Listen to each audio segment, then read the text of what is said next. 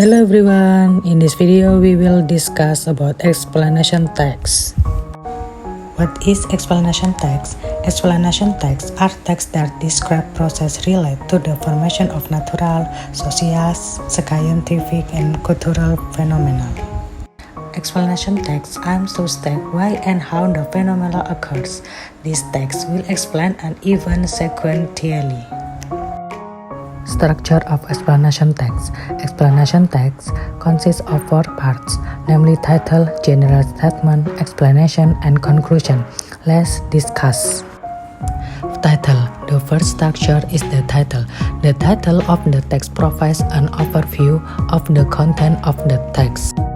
General statement. In the second part, namely the general statement, a general description of the things explained in the text will be explained. Explanation. Next, there is an explanation section.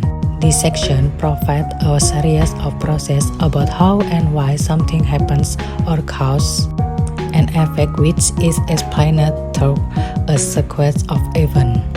For your information, this explanation section can consist of more than one paragraph. Conclusion. There is the conclusion section, which contains the conclusion of the entire process that was explained previously. Characteristic of explanation text. Explanation text has several characteristics that differentiate it from other texts, namely focus on phenomena or events, using simple present tense, third person point of view, using action verbs, use passive sentence.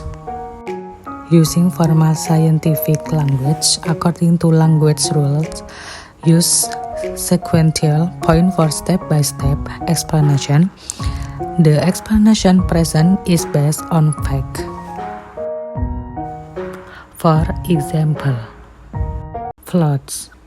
Flooding is a disaster that is very common in big cities that are densely populated. In Indonesia, floods occur very frequently and hit the city of Jakarta and often claim many victims. Then, do you know how the flood process occurred? The process of natural flooding can be started with rain falling to the surface of the earth. Furthermore, the rainwater enters the ground and flows to a lower place. After that, there is evaporation, and then the water comes out of the surface of the land. Floods that occur naturally can be a disaster for humans. When floods hit their dwellings, because of the flood that drag objects, houses, bridges, furniture, and even humans.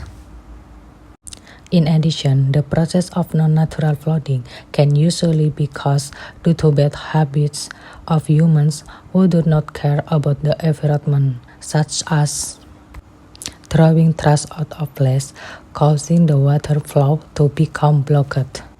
This can cause the water to be stored in a landfill that is getting more and more.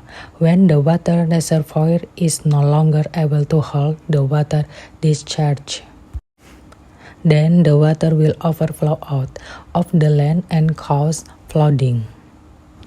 To reduce the risk of flooding, preventative efforts are needed, such as good water management, building infrastructure that is resistant to flooding, and with land use planning. Apart from that, the role of the community in understanding and managing flood risk is also very important to create a safer environment.